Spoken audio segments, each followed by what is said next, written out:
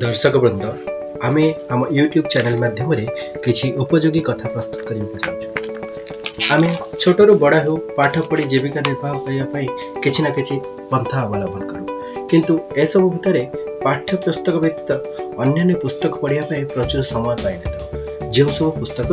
आमे आम दैनंदिन जीवन पर अनेक उपयोगी शिक्षा पाई पारत से सब कथा जहाँ वैज्ञानिक तथ्य उपर आधारित सेमिति किछि अंतरराष्ट्रीय पुस्तकर सारांश आपण पाखरे प्रस्तुत करूछु। आज प्रथम पुस्तक जेम्स एलन के द्वारा रचित आज ए मैन थिंकेथ माने मनीष जेमिति विचार करे। प्रथम कथा विचार बीज सदृश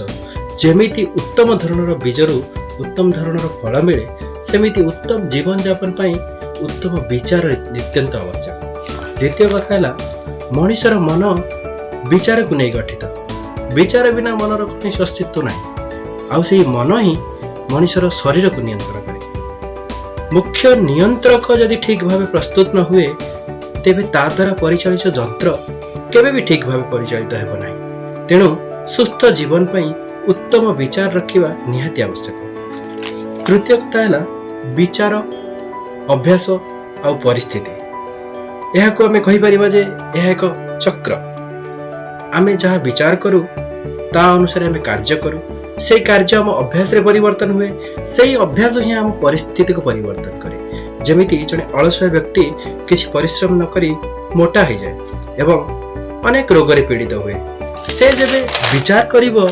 जे ताकू व्यायाम करबा को हेबो कि साइक्लिंग करबा को हेबो स्विमिंग करबा को हेबो तेबे से सेमिति करिवो जहा कि धीरे धीरे तार अभ्यास रे बदलिवो एवं से अभ्यास जोगु ही तार स्वास्थ्य रे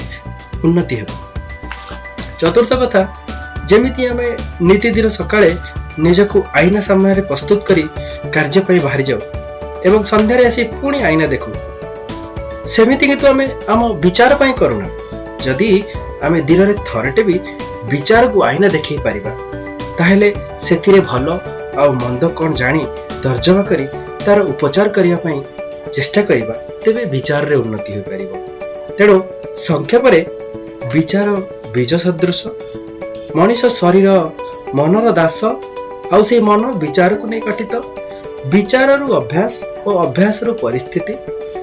विचार पाई आईनार आवश्यकता रही मनर शांति ही अमूल्य संपद आ शेष रे